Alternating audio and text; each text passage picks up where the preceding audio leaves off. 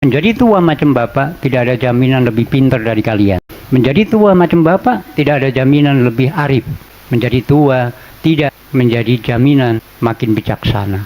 Maka dalam pencarian kebenaran lewat jalur keilmuan itu kesanggupan merumuskan pertanyaan itu yang utama. Kenapa tadi di awal saya singgung 11 tahun saya ngajar di UNES, mahasiswa cenderung tidak berani bertanya dan tidak sanggup ketika ditanya. Ini potret perguruan tinggi dan sekolah kita. Saya sedang mengajak Anda liar dalam hidup, tapi liar dalam berpikir, liar dalam berimajinasi. Bahasa alat utama berpikir, alat utama bermimpi, alat utama menulis. Maka kuasai bahasa secara kritis. Assalamualaikum warahmatullahi wabarakatuh. Ya, teman-teman, kita ketemu sebuah video yang cukup menarik dan mungkin ini menjadi suatu inspirasi atau motivasi buat teman-teman untuk bisa menguasai bahasa. Pengertian menguasai bahasa ini bukan berarti kita harus menguasai bahasa itu secara rumusan atau tata bahasa ya, tetapi di sini maksudnya adalah yang dibicarakan oleh salah satu dosen, mungkin ini termasuk dosen sepuh ya, kata-katanya itu sungguh luar biasa kalau menurut Pade ya.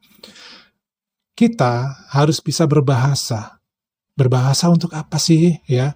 Berbahasa untuk bisa mengungkapkan, menarasikan isi hati kita ataupun pikiran kita. Itu penting sekali karena dengan berbahasa, dengan kemampuan kita mengolah vokal kita, maka orang akan tahu bahwa keinginan kita seperti ini, pikiran kita seperti itu. Itu penting sekali. Karena hanya orang-orang yang pintar, orang-orang yang cerdas, ya, ini menguasai bahasa. Ketika orang itu cerdas, ketika orang itu pintar, tetapi tidak bisa menarasikan, maka apa yang dikatakan kepintarannya tersebut, itu akan mubazir. Karena apa? Karena akan berguna untuk dirinya sendiri, tidak bisa berguna untuk orang lain. Ini masalahnya. Dan bapak kita ini, ya, seorang dosen yang menurut Padi ini sangat brilian, ya, mengatakan dengan begitu vulgarnya bahwa ya anak didik sekarang, mahasiswa sekarang itu susah sekali dalam berbahasa. Berbahasa seperti apa? Berbahasa yang liar, berpikir yang liar. Jadi bukan berkehidupan yang liar ya, bedakan. Jadi berbahasa yang liar dan berpikir yang liar. Maksudnya adalah keluarkanlah apa yang ada di pikiran kita ya, yang inovatif, yang kreatif. Kemudian kita bisa ya membuat orang lain menjadi mengakui atau percaya dengan apa yang kita maksudkan. Inilah manfaatnya kita bisa berbahasa.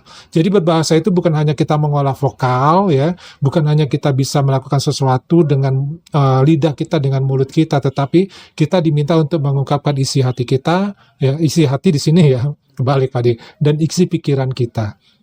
Nah itu ya yang dimaksud dari kita harus liar berbahasa ya untuk mengungkapkan pikiran kita dan hati kita.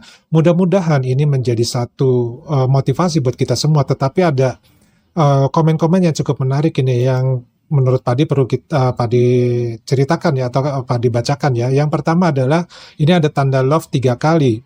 Negeri ini butuh pejuang pendidik seperti Bapak. Kemudian love lagi. Diksi terbaik yang pernah saya dengar. Nah, bagus nih ya. Kemudian touchlinsnya sederhana, jelas dan komplit.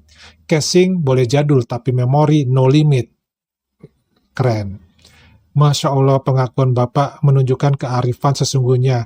Ayo peserta didik dan pelaku pendidik, liarlah dan kritislah dalam bertanya serta bereaksi. Wah, keren. Pemilihan kata dan kalimat atau diksi ditambah dengan intonasi suara yang ramah dan bijak, top notch ya, layak dapat 4 jempol. Bapak ini semasa muda cerdas seperti Bapak Rocky ya. Materi bahasanya penuh makna filsafat biangnya ilmu. Nah, kita lihat lagi yang lainnya. Bapak sangat-sangat rendah hati. Semoga Bapak diberikan Tuhan Yang Maha Esa kesehatan, kebahagiaan, dan panjang umur untuk Bapak bisa mendidik mahasiswa kita. Amin. Semoga semua makhluk hidup, ini ya, kita baca lagi, berbahagia. Amin ya robbal alamin. Luar dan dalamnya beda banget. Itu komentar yang menarik ya. Bapak ini rendah hati dan tidak sombong. Love, love, love. Masya Allah, keren 1000%, kearifan yang istimewa, pencerahan yang ajib Pak. Wah, kalau saya punya tetangga seperti ini mungkin sangat asik untuk berbincang-bincang banyak hal dan banyak aspek dalam hidup. Nah, ini tadi beberapa komentar yang Pak De coba bacakan dan mudah-mudahan menjadikan semacam motivasi dan inspirasi buat kita semua untuk termotivasi buat belajar bahasa, untuk bisa mengeluarkan apa yang ada di dalam hati kita dan pikiran kita. Dari Padi cukup dulu, kita nanti ketemu lagi di video yang lainnya. Wassalamualaikum warahmatullahi wabarakatuh. Salam.